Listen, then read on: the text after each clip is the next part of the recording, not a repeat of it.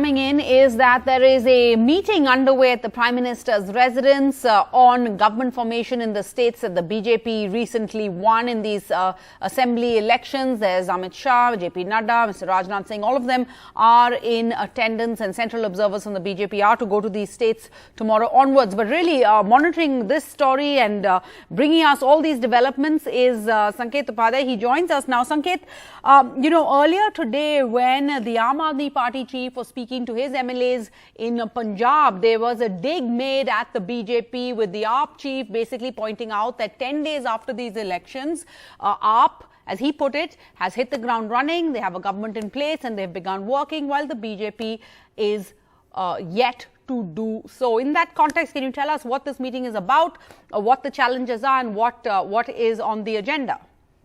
Yeah, Sarah, as far as the BJP is concerned, though they have not very openly and publicly spoken on the dig as to why the governments have not been installed or not in place already, especially because in most of these states, the BJP has a very clear mandate and Correct. the chief ministers have not been sworn in.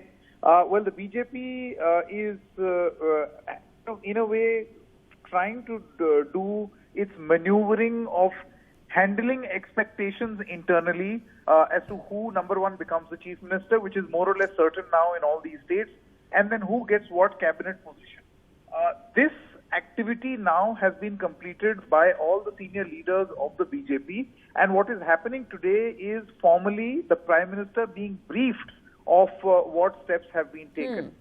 The Prime Minister is being briefed by Mr. JP Nadda, Mr. Rajnath Singh, as well as Amit Shah.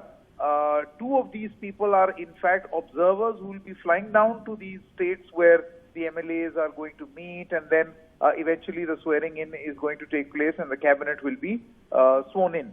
So that formal process is going on as of this moment of briefing the Prime Minister on what decisions have been taken. As of this moment, even now, apart from the chief ministerial names, Sarah, as you rightly mentioned, apart from that, who actually gets what cabinet position and who's in and who's out is still a huge suspense, particularly in the biggest and the most populous state of Uttar Pradesh. And talking about UP, are you talking about the fact that Mr. Adityanath won with that huge mandate, creating a record of sorts, leading his government to a second consecutive term in UP, but his deputy, Keshav Prasad Maurya, and I think about maybe 9 other ministerial colleagues lost their elections. Is that what you are talking about in UP? Exactly. So this is a bit of a dilemma on whether to leave Mr. Maurya out or not. So the point is that if you don't make him deputy chief minister, which is a very apparent thing to do because he has lost his poll, it can be understood. But is the BJP eventually going to decide doing something like that? Is not known, and that's where the cards have been kept very close to the chest. One does not know whether he will continue to be deputy chief minister or not. There are many interesting names that are surfacing, particularly of Mr. A.K. Sharma, on whether he will be elevated to that position, something which was in the news earlier also, about 6 to 8 months ago. But, as is the case with the BJP, these are very last minute and surprise decisions. And I think the Prime Minister is being briefed about these decisions only.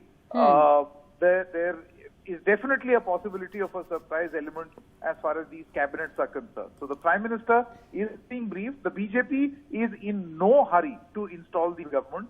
It's taking its own sweet time, as you rightly mentioned, often also being subjected to the criticism by the opposition. But they are trying to, go for a stitch in time to save 9, if I were.